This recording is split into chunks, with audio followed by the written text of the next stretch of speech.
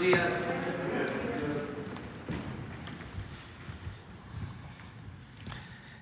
Les adelanto que vamos a tener una conferencia relativamente corta porque tenemos que salir al aeropuerto para viajar a Mexicali. Quiero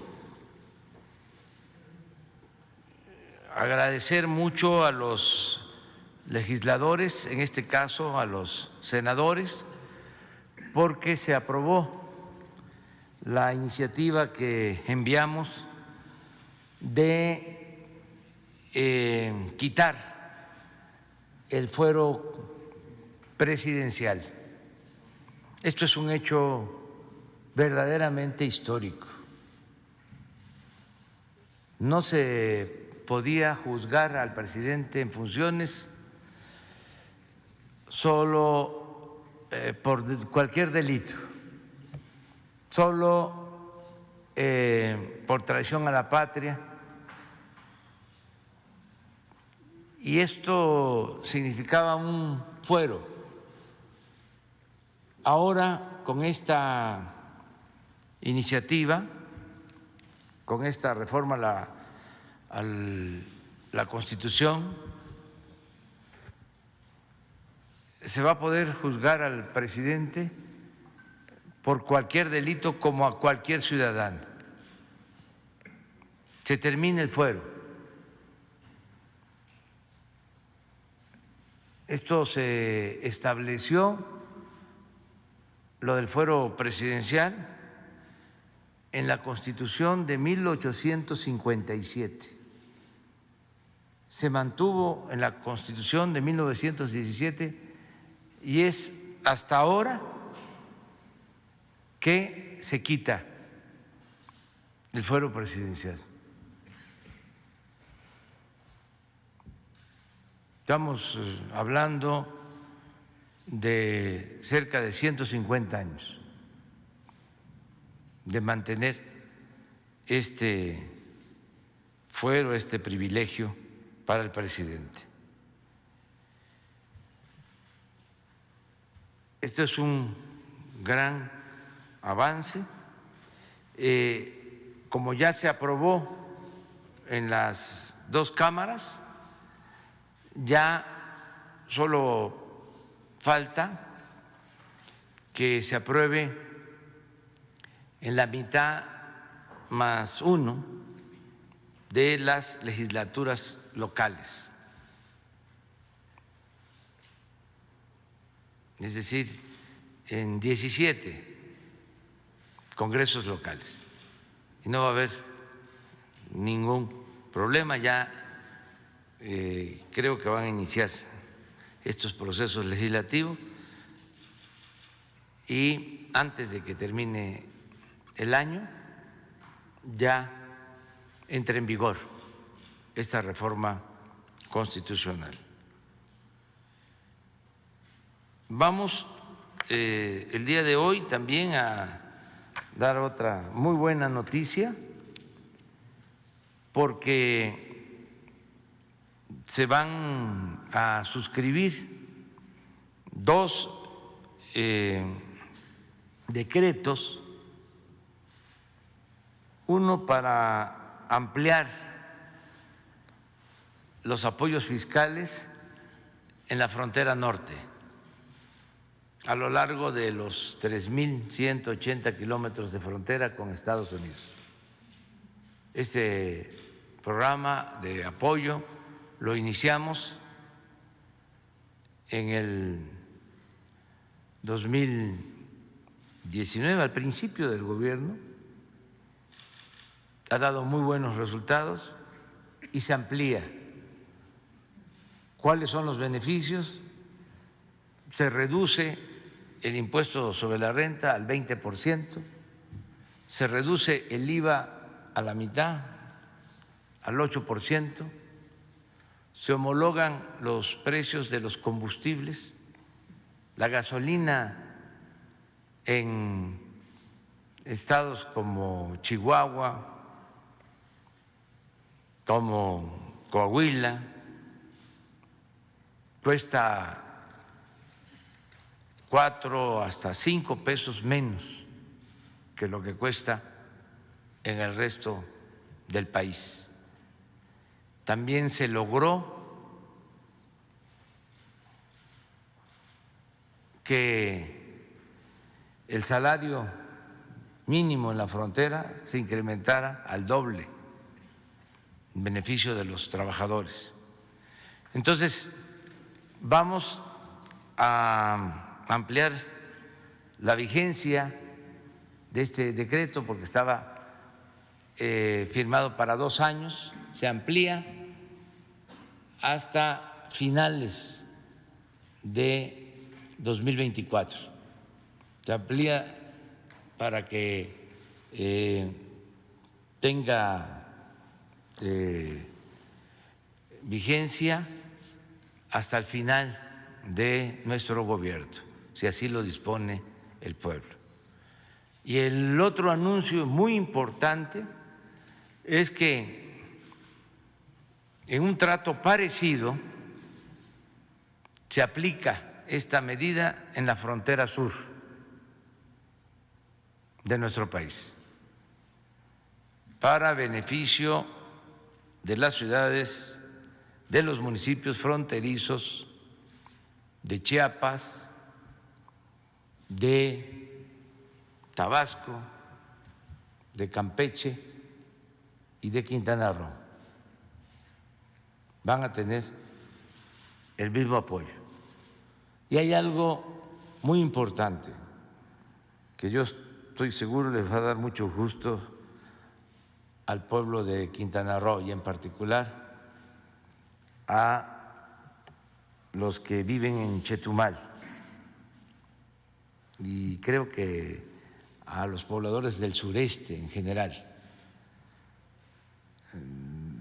Chetumal va a volver a ser una zona franca, libre de impuestos de importación en países donde no tenemos tratados comerciales.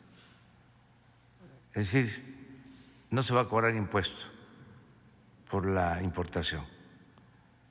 Entonces, van a poder llegar mercancías a muy bajo precio a Chetumal, como era antes de que llevaran a cabo los cambios ya en el inicio del periodo neoliberal. Entonces, esa es la información que tenemos sobre estos temas. Vamos a escuchar a la secretaria de Economía, Graciela Márquez, que nos va a explicar en qué consisten estos tratados, en particular el de la frontera norte, que vamos a firmar hoy en Mexicali, en el Palacio de Gobierno de Mexicali. ¿Por qué en Mexicali? Porque ahí surgió la demanda en Baja California. Fueron empresarios de Baja California los que me hicieron el planteamiento de que se le diera un trato especial a la frontera norte. Entonces, por eso queremos firmar ahí este convenio o la ampliación de este decreto. Lo vamos a hacer al mediodía de hoy, allá en Mexicali. Se va a explicar cómo se amplía este beneficio fiscal y aquí sí vamos a firmar el apoyo a la frontera sur, con lo que expuse de el estatus o la situación especial para Otompe Blanco y en particular Chetumal, Quintana Roo. Eso sí lo vamos a firmar aquí para que entre en vigor el 1 de enero del año próximo. Entonces le dejamos la palabra a Graciela Márquez. Muchas gracias, presidente. Con su permiso. Muy buenos días a todas, a todos. Pues efectivamente, con esta buena noticia de la siguiente, por favor, con esta buena noticia de la extensión de vigencia del decreto que hace posible la existencia de estímulos fiscales en la frontera. Entonces, lo que vemos en primer lugar es que este programa, el programa de la zona libre de la frontera norte, arrancó al inicio del gobierno del presidente López Obrador, el 1 de enero del 2019. Es considerado uno de los programas prioritarios de este gobierno y le hemos venido dando seguimiento. Al arrancar, el decreto solamente tenía una duración hasta el 31 de diciembre de este año. Hemos venido viendo la evolución y en un momento les vamos a presentar los resultados que motivan que hagamos la extensión de vigencia.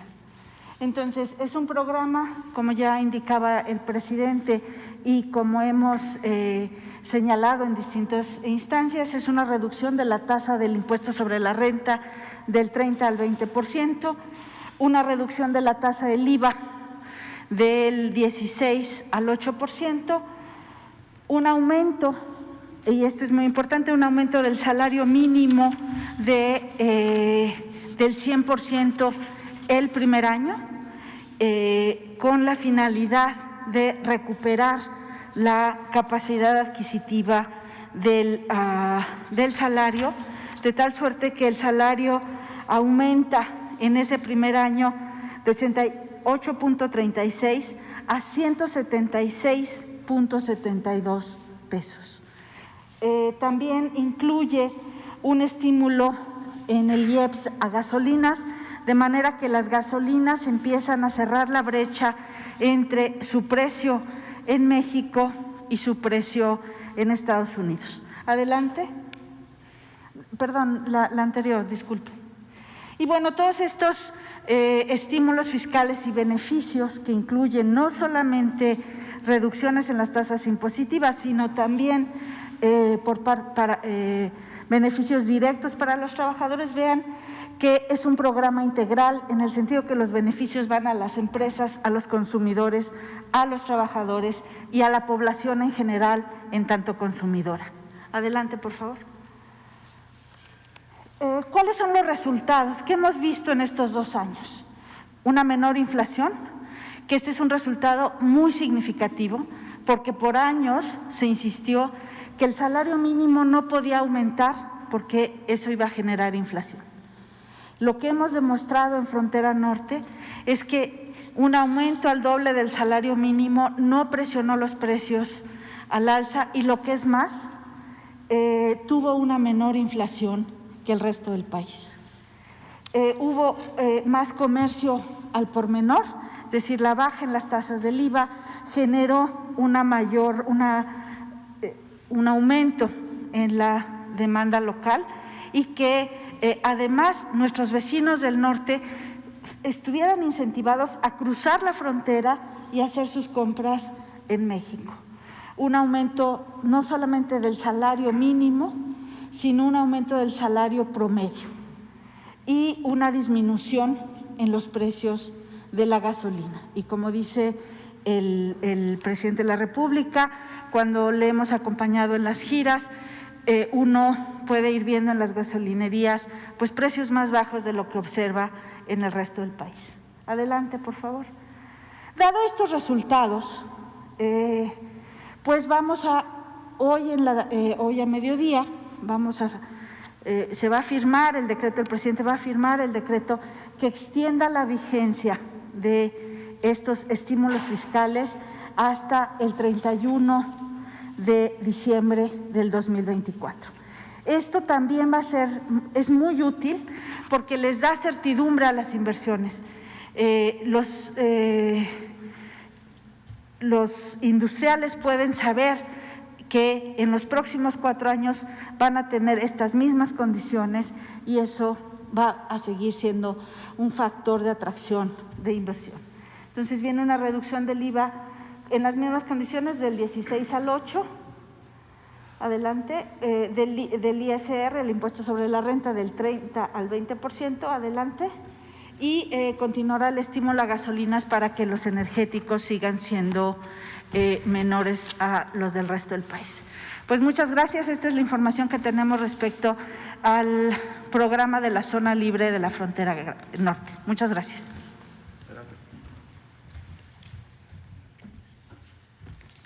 Gracias, presidente. Vamos a hablar un poquito de los temas de la frontera sur. Hay algunos elementos análogos, pero no hay una conexión exacta entre la frontera norte y la frontera sur.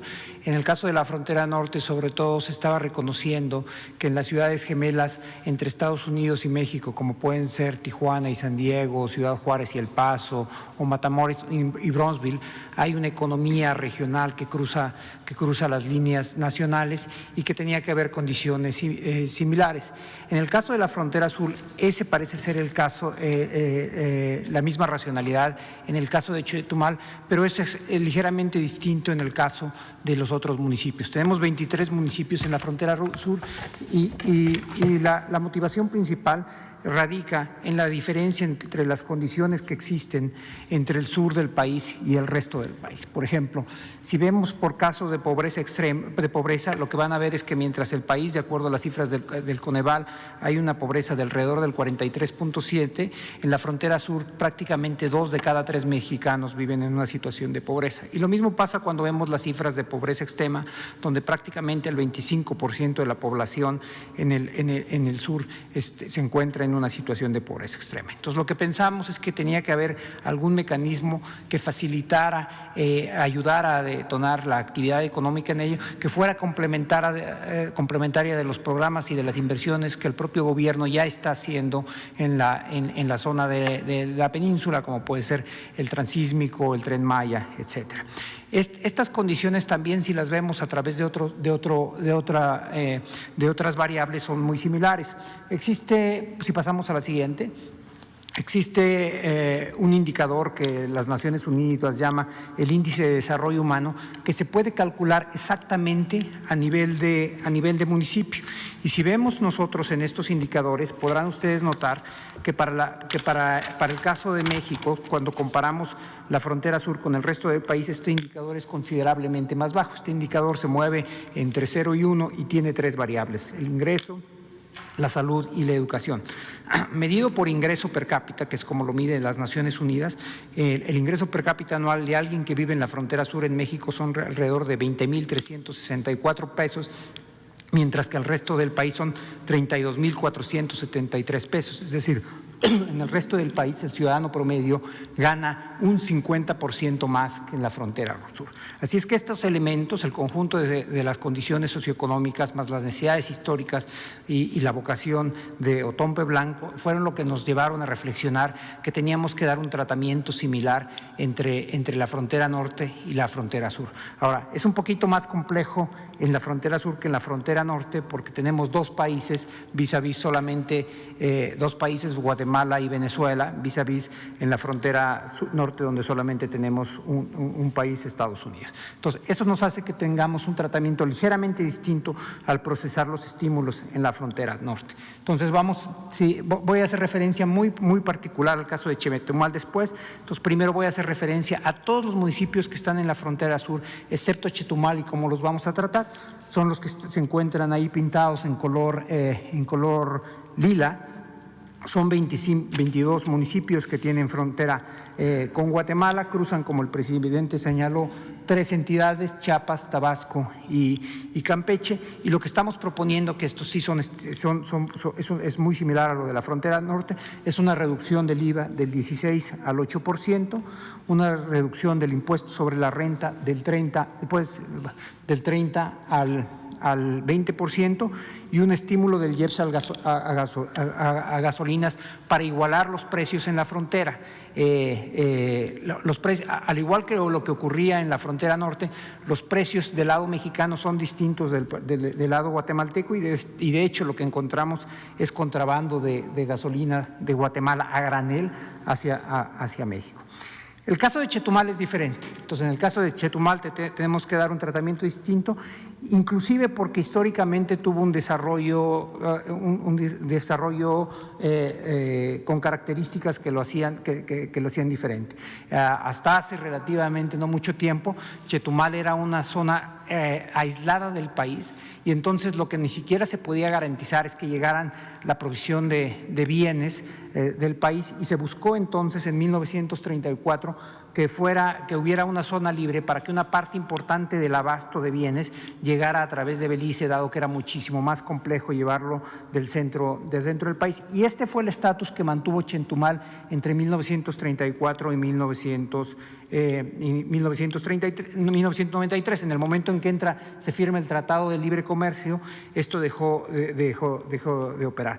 Además, si pasamos a la siguiente, se tuvo un tratamiento, aquí sí ya histórico, de IVAs diferenciados. Como ustedes saben, hay una reforma tributaria que se hizo en 1978 para entrar en vigencia en 1980, y durante los primeros 11 años de operación del IVA hubo un tratamiento diferenciado donde Chetumal tenía un IVA más pequeño. Esto cambió en 1992, pero solamente operó por dos años más. Cuando el IVA aumenta nuevamente en el país y sube a un 15%, el IVA se quedó en Chetumal en un 10%, de tal forma que la mayor parte, a lo largo de la historia de existencia del IVA, en general ha habido un IVA diferenciado en Chetumal, donde ha sido mucho más pequeño. Entonces, ¿cuáles son las medidas que entrarían a vigor a partir del 1 de enero del 2021 para la zona libre de Chetumal? Son las siguientes. Si quieres, pasamos a la primera. Sería exención del impuesto general de las importaciones, y esto es a lo que se refería el presidente. Hay una aspiración histórica, yo diría incluso de añoranza de la gente de Chetumal, de regresar a lo que fue el motor de su economía por muchos años. Aun cuando el impacto del impuesto general a las importaciones es menor a partir del Tratado de Libre Comercio y afecta de manera ya en la práctica solamente a los países con los que nosotros no tenemos tratados de libre comercio, es un referente muy importante del desarrollo de la economía del municipio, y ha sido en ese sentido un reclamo. Y estos dos primeros componentes, la exención del impuesto general de las importaciones y la exención del derecho del trámite aduanero, es lo que permite restablecer en los hechos a Chetumal como una zona franca. Asimismo, están las otras dos reducciones, la del IVA del 16 al 8%, que lo pone en línea con lo que había sido no solamente con el estímulo que estamos dando en la frontera norte, sino con el tratamiento diferenciado que históricamente había tenido Chetumal, y lo que sí es novedoso es la reducción del impuesto sobre la renta del 30 al 20%. Entonces, si lo me permite el presidente, quisiera hacer un resumen de todos los instrumentos que estamos presentando. Lo que estamos hablando para frontera y norte y frontera sur son 4 decretos. El primero es la ampliación de la vigencia del decreto de estímulos en la frontera norte. El segundo es el decreto de estímulos fiscales en la frontera sur. El tercero es el decreto de estímulos del IEPS de la gasolina en la frontera sur, y finalmente el cuarto sería el decreto que establece los beneficios arancelarios en la zona libre de Chetumal. Como el presidente señaló, el decreto relativo a la frontera sur será firmado un poco más tarde esta mañana en Mexicali, y si no tiene inconveniente, tal vez podríamos firmar de una vez los que tienen que ver con la frontera sur.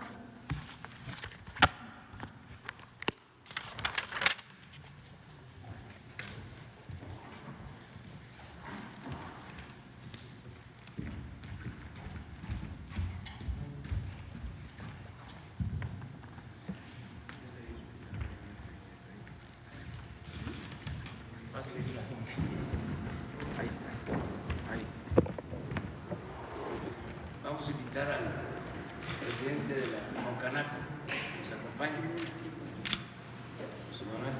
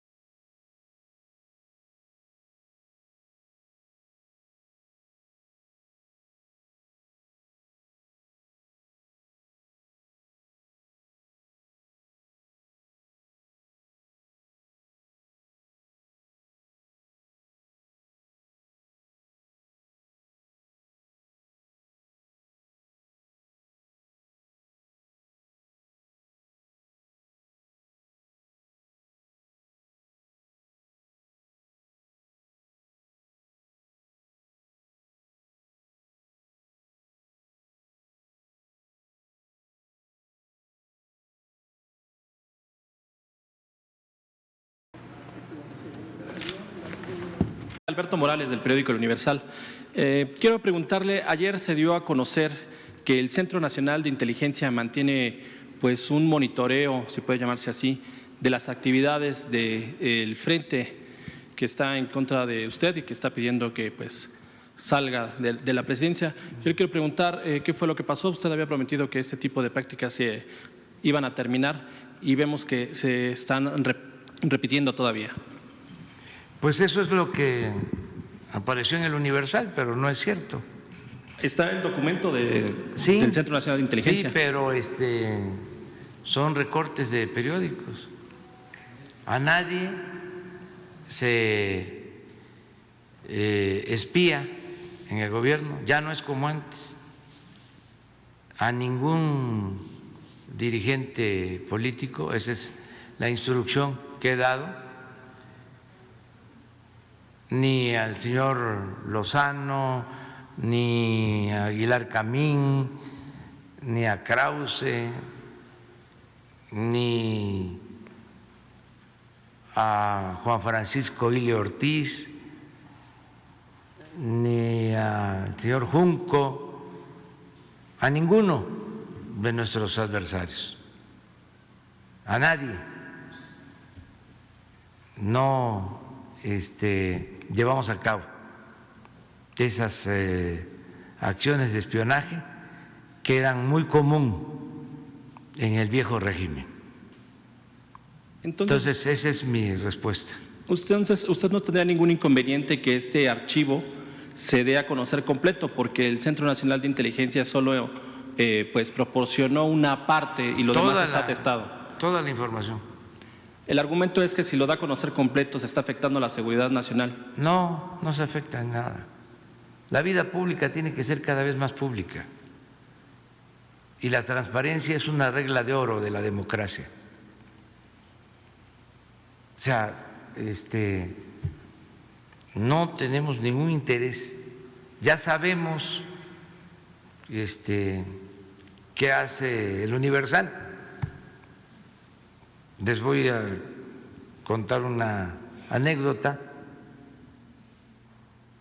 Cuando estaba Gutiérrez Barrios de secretario de Gobernación, le recomendaba a sus allegados de que no espiaran, que eso era ocioso, innecesario. ¿Quién sabe si era así? Porque en ese entonces había mucho espionaje. Bueno, con decir que fue Gutiérrez Barrios el que detuvo a Fidel Castro, a Ernesto Che Guevara, antes de que partieran en el Granma a Cuba. Era entonces, creo que capitán, era parte de su trabajo, la investigación, la inteligencia política. Pero ya siendo secretario de Gobernación, o había cambiado de parecer, o lo decía en otros términos, les decía a los cercanos: vean los periódicos, ¿para qué van a estar investigando? Ahí está todo. Y la verdad que sí.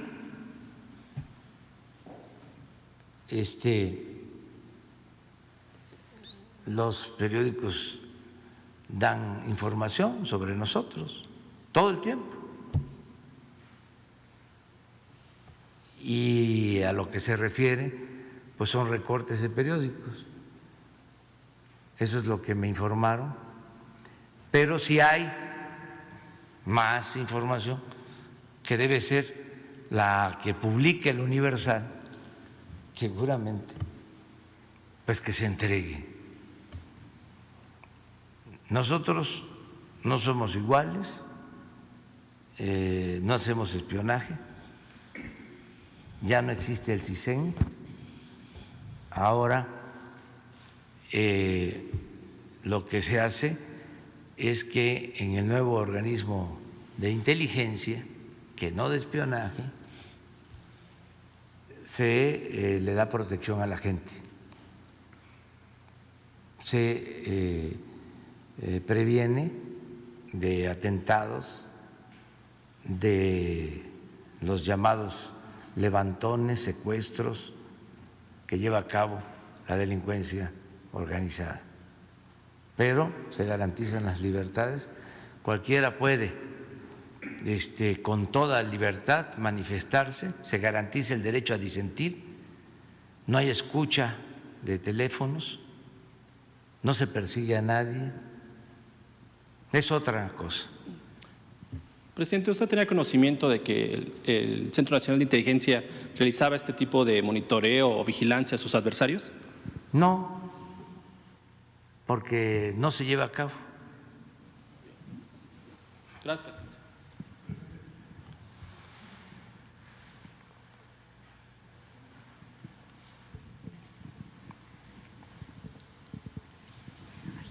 Buenos días, presidente. Berenice Telles, del Diario Nacional 1+1. Quisiera pedirle su opinión respecto a esta aprobación que hacen los diputados, donde avalan reelegirse y pues conservar su cargo con sus mismas remuneraciones. Y pues también comentarle que hay una inconformidad ciudadana por esta cantidad que se aprueba año con año de presupuesto al INE y que se da a los partidos políticos, que cada día son más, y pues ya en las próximas elecciones usted había solicitado que donaran la mitad de sus prerrogativas para el tema del COVID, y al parecer, pues no hay interés sobre este tema, no se sabe que hayan donado prerrogativas o a dónde han ido a dar si es que las donaron. La verdad es que año con año es lo mismo, ya estamos en periodo electoral, de hecho muchos ya están en campaña prácticamente, y pues estamos en una crisis no solo de salud, sino en una crisis económica. Esa es mi pregunta. Son dos preguntas. Las dos preguntas.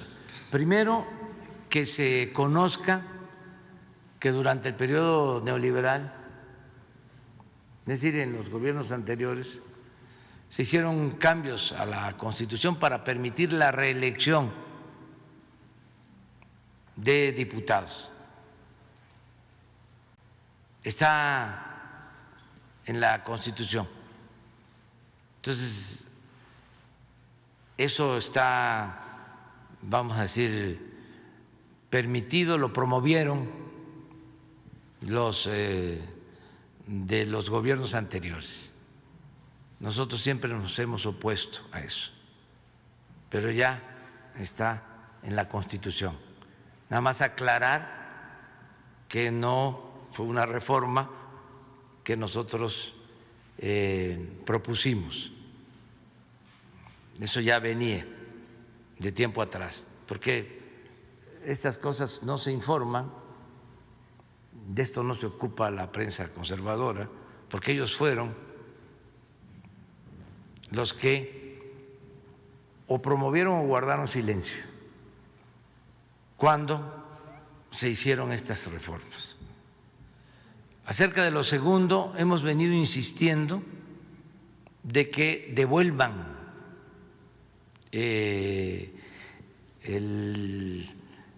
excesivo dinero que reciben los partidos, que se lo devuelvan al pueblo, que lo entreguen como tú lo estás señalando, para apoyar ahora que se enfrenta la pandemia del COVID, para que mejoren los servicios hospitalarios, que lo donen para el pago de las vacunas, que se van a distribuir de manera gratuita a todos, pero que destinen esos recursos a ayudar al pueblo. Muy bien podrían aportar la mitad de esas prerrogativas. Ojalá y lo escuchen los dirigentes de los partidos. Y yo les pido a ustedes, a todos los medios, que los entrevisten a los dirigentes de los partidos y que así como tú lo estás planteando, ustedes como representantes de los ciudadanos les formulen este planteamiento, esta petición, para que sean sensibles y actúen de manera consecuente, porque no quisieron que se reformara la ley, se opusieron. Entonces, es tiempo todavía para resolver esta situación. Y hablo con la autoridad moral. Cuando yo fui dirigente de un partido la primera vez, entregábamos la mitad de lo que nos correspondía.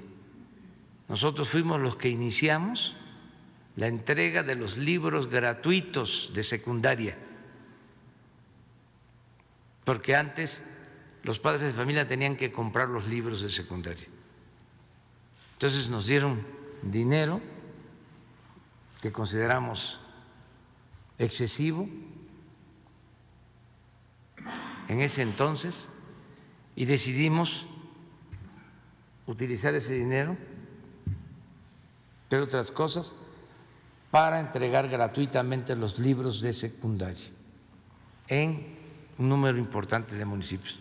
Esto llevó a que, como nosotros hicimos eso, el gobierno de Zedillo en ese entonces decidiera que iban a ser también gratuitos los libros de secundaria, porque se entregaban hasta entonces solo de manera gratuita los libros de primaria. En ese entonces también ese dinero se usaba para un fideicomiso, porque muchos dirigentes sociales de oposición, dirigentes políticos, fueron asesinados, y eso no debe de olvidarse, sobre todo en el periodo de Salinas de Gortari, y quedaron viudas y huérfanos, y se creó un fideicomiso con ese dinero que se devolvió para entregar apoyos, becas a las viudas, a los huérfanos. Y otra parte de ese dinero se utilizó para abrir casas en la frontera norte de protección a migrantes. Y la segunda vez que estuve de dirigente de un partido, también decidimos entregar para damnificados, los afectados por el temblor, la mitad de lo que nos correspondía para gastos de campaña. Entonces, considero tener autoridad moral como para decir si alcanza y si se debe de actuar de manera consecuente. Sí, esa es mi pregunta. Gracias, presidente. A ver, tú. Y luego nos vamos para atrás, ¿no? Buenos días, presidente. Miguel Velázquez, del periódico Publimetro. Dos preguntas. La primera sería sobre el tema del SAT. Últimamente se han reportado a través de redes sociales, especialmente una saturación en el sistema de citas en línea. Se agotan en segundos e incluso un mercado negro de la venta de estas citas. Me gustaría preguntarle a usted o a la licenciada Buenrostro ¿qué se está haciendo para en este tema? Y tengo una segunda pregunta. Pues Raquel, ya aprovechando. Vicepresidenta. Buenos días. El tema de saturación de sitios ocurrió el fuerte fue hace como 2 meses. Lo que detectamos es que estaban metiendo robots que estaban por empresas, sobre todo despachos contables, atrapaban todas las citas y luego ellos mismos eran las que los vendían. Y obviamente estaban coludidos con algunos funcionarios del SAT. Se identificaron en qué administraciones tributarias eran, qué despachos eran y qué era lo que estaban utilizando. Se modificó el sistema y se metieron medidas de seguridad para que no entraran estos robots. Y muchas de las quejas ahorita que se han estado repitiendo son precisamente de los despachos que vendían las citas, porque también otra medida de seguridad que se metió es que no pudieran pedir citas si no era el buzón del contributario. Entonces, cuando se dan de alta, aparte de dar su RFC, dan un buzón, un correo. Y entonces lo que detectamos también es que usaban diferentes correos y correos pues hechizos. Entonces, esa también se metió como una medida de seguridad para tener el control.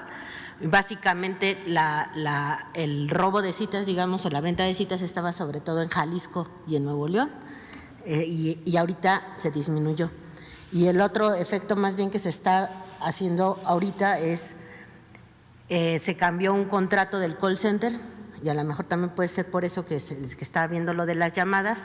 Teníamos un despacho que era muy abusivo, nos estaba cobrando tarifas de mensajes y de muchas cosas la empresa, como si estuviéramos en los 80s, cuando ya los medios electrónicos ya son muy baratos.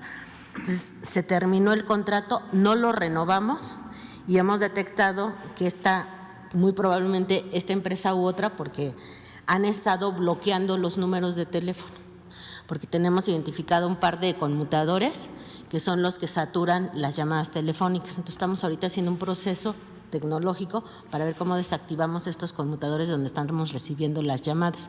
Entonces, es una parte como del boicot, porque estamos sacando y mejorando algunos contratos y los hemos estado bajando casi 2,000, 3,000 millones de pesos. Y ahorita, eso fue hace como una semana, pero ahorita estamos trabajando también en bloquear las llamadas continuas de los mismos conmutadores. Licenciada, entonces, ¿para cuándo podrían esperar los contribuyentes una situación más o menos normal? Los que no tengan cita, yo les pediría que tenemos, además de los conmutadores, están los correos y hay otros medios electrónicos para que saquen cita. Y estamos, todos los temas de irregularidades que hay en los diferentes estados, también los estamos atendiendo desde oficinas centrales. Entonces, desde oficinas centrales, si nos hacen la queja los contribuyentes y nos hacen las denuncias, nosotros desde oficinas centrales programamos y corregimos la programación de las citas. Gracias. Y, presidente, me gustaría preguntarle, ayer fue bastante viral en redes sociales el video del diputado Fernández Noroña negándose a utilizar cubrebocas.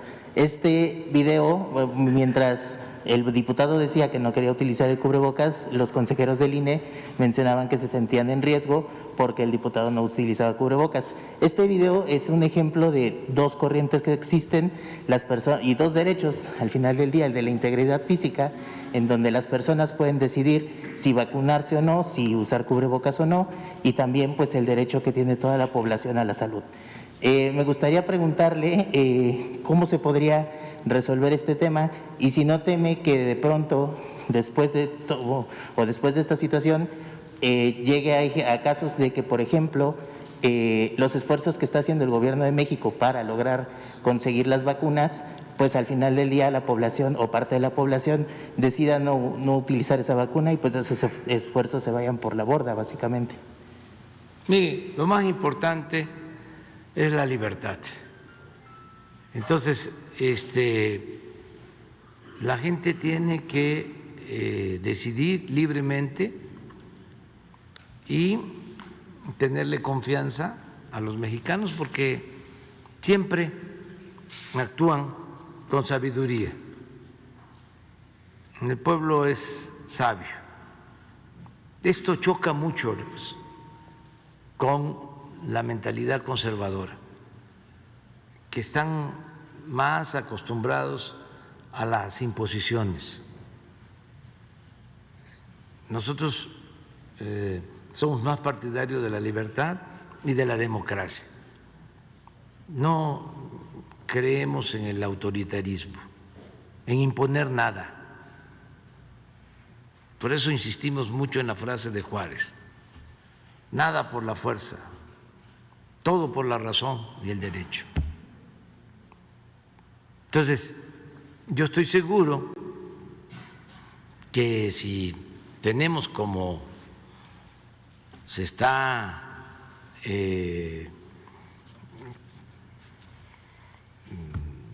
gestionando la vacuna pronto, que además lo deseamos, desde luego que la gente va a querer vacunarse. Muchísima gente. Es como cuando se hizo el llamamiento de que nos guardáramos en nuestros domicilios. Las calles estaban desiertas. Es que eso no se toma en cuenta. La gente actuó responsablemente. No es que se hizo el llamado y no importó y la gente siguió en la calle. No, se vaciaron las ciudades, los pueblos, todo el mundo a las casas. Se actuó muy responsable, sin toque de queda, sin autoritarismo. Entonces, es lo mismo, tener confianza en la gente y con la idea de que está prohibido prohibir. No es menor de edad el ciudadano mexicano, es un ciudadano muy consciente, mujer, hombre, que sabe qué conviene, qué no conviene. Esa es la revolución de las conciencias, ese es el cambio. Por eso estamos enfrentando adversidades, estamos enfrentando pues la pandemia, enfrentando la crisis económica, enfrentando las inundaciones. ¿Por qué podemos salir adelante? Porque la gente es muy fraterna, nos cuidamos unos a otros, tenemos una institución que es fundamental, que es la institución más importante de seguridad social, la familia. Con todo respeto, la familia mexicana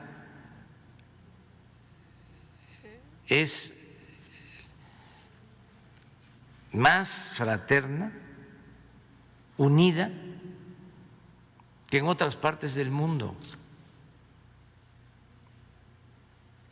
Entonces, todo eso nos ayuda mucho y nos ayuda mucho también la entrega de las enfermeras, de los médicos, de los marinos, de los soldados, de los que trabajan en la protección civil. Ahora con las inundaciones, ahí andan con el agua a la cintura, al pecho, ayudando, rescatando gentes. Por cierto, quiero informar que en el caso de Tabasco ahora la afectación mayor se está dando por el desbordamiento del río Usumacinta, pero allá la zona militar de Tenosique está ayudando mucho en la aplicación del plan DN3, todo lo que es Tenosique, Balancán, Zapata y ya lo que corresponde a Jonuta y a Centla, pues está a cargo de la Secretaría de Marina, ayudando. Afortunadamente ya el río Grijalva, que tiene que ver con las presas, con el control de las aguas, ya está bajando el nivel en los vasos de las presas, en Malpaso, en Peñita. Entonces ya pronto yo espero que se libere menos agua de las presas y esto va a ayudar a que siga bajando el nivel de las aguas en Tabasco y que la gente ya vaya regresando a sus casas. Se les está apoyando con despensas, se les está censando casa por casa, porque van a recibir un apoyo directo para limpiar, pintar sus casas al regreso, y luego de eso vienen los enseres, se les va a apoyar con sus camas, con refrigeradores, con estufas. Ya estamos trabajando en eso, en la adquisición de electrodomésticos, y luego apoyos también a productores, a todos los damnificados. Entonces aprovecho también para informar sobre esto y agradecer mucho a los marinos, agradecer mucho al Ejército por la aplicación de los planes Marina y DN3, y agradecer también mucho a empresas que están ayudando, que están aportando, y a gobiernos extranjeros que están enviando ayuda. Estímulos fiscales. Sí, porque tiene que… Buenos días, presidente. Judith Sánchez Reyes, corresponsal de Imagen del Golfo de Veracruz. Preguntar si estos estímulos fiscales que se están dando a conocer el día de hoy también llegarán a otros municipios por donde precisamente pasará más bien el tren interoceánico. Estamos hablando de Veracruz y Oaxaca. Sí, pero vamos por parte, vamos por etapas. Está contemplado para los parques industriales del Istmo.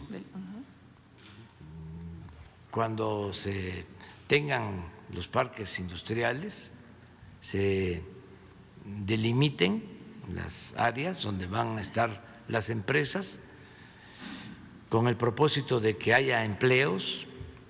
Se van a destinar también estos apoyos,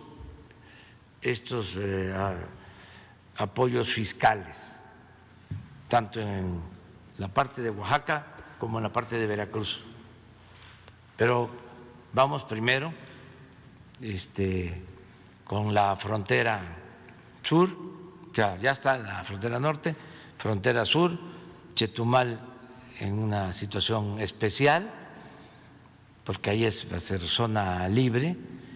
Es importante que se sepa, y ya se va a dar la información, donde se tiene tratado comercial, pues ya no hay aranceles, ¿sí? Pero hay países en donde no hay tratado comercial y sí se cobran aranceles. México sí cobra, ¿sí?, por la importación de mercancías. En el caso de Chetumal, por ejemplo, no tenemos tratado comercial con China. O sea que así los productos chinos sí van a aplicar, o sea, se les va a aplicar el no pago de estos aranceles, por poner un ejemplo. Entonces, esas mercancías sí van a poder llegar. Ahora, se define hasta qué cantidad van a poder las personas, las familias, comprar sin que tengan que pagar ningún impuesto. Va a haber un monto, no sé si ya lo definieron, fiscal. Son $1,000. $1,000. ¿Es persona? Por persona o por familia. Entonces, van a poder adquirir esos $1,000 sin pagar absolutamente nada. Ya si se trata de una cantidad mayor, sí, se paga el arancel. A la salida de Chetumal, o a la salida del municipio Otompe Blanco, que así se llama. O sea que en tiempo, digamos, esta segunda etapa estaremos hablando de 1 año, año y medio, que pudiera… No, menos, ya el año próximo. Pero se está avanzando en los trabajos para tener los parques industriales. Y por eso se va a definir en dónde se aplica la política fiscal de estímulo para la creación de empleos, en el caso del Istmo. Bien, y nada más rápidamente, presidente, no sé si nos pueda dar un poco de adelantar algunos pormenores sobre su informe ahora el 1 de diciembre. ¿Cómo va a ser el formato? Va a ser aquí, en Palacio Nacional, a las 5 de la tarde. Vamos a cuidar lo de la sana distancia. Ese día no va a haber mañanera, o sea, el martes, de modo que nos vamos a ver el lunes, y el lunes podemos dedicar más tiempo, porque con esto finalizamos la conferencia. Si no, ya no llego al aeropuerto y, como ustedes saben, ya no hay avión presidencial. Tengo que utilizar el avión de línea para ir a Mexicali y tiene un horario y no me esperan, no tienen por qué esperarme.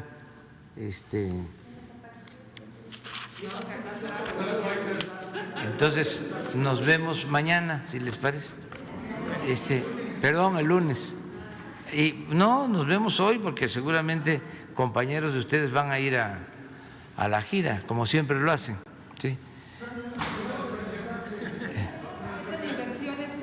El lunes, el segundo paquete de inversión con la iniciativa privada se va a presentar el lunes, aquí temprano. Muchísimas gracias.